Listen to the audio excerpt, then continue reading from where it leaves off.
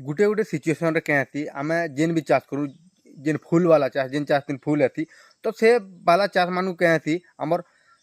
फूल एबार छाड़ी कर आम डेही पकड़ा बढ़तेल बढ़तेल बढ़तेल बढ़तेल जाती आउ इटा कैन थी कारण रही जिन आमर गजरे नाइट्रोजेन परसेंट जहाँके कि आम यूरिया परसेंट जह हो गले ई जिनिसटा देखबार ले मिलती आपण मैंने देखिए कपा बार चाष हो कि भान्या केनसी भी चाष हो डाल पतर खाड़ी बढ़ती बैगन बार चाष थी और गोटे गोटे समय से टाइम कि क्या थी वर्षार टाइम थी से टाइम आम बहुत चाषी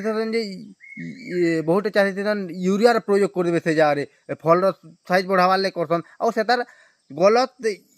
इम्पैक्ट पड़ती गच के डाल पतर बढ़वार ले पड़सी तो एंता सिचुएसन आपन सब बेले ध्यान देवार ले पड़वा के नाइट्रोजेन कंट्रोल आपण मैंने केंदा करबे गजरे यूरिया अंश के केंदा कम करबे और से यूरिया अंश के कम करवा ले आपण मैंने देखुन केन केन सार मैंने आपण मैंने व्यवहार कर पारबे और मैग्नीशियम पोटासियम और मोलिब्डेनम एंता टाइप रो आपण मैंने सार के व्यवहार करछन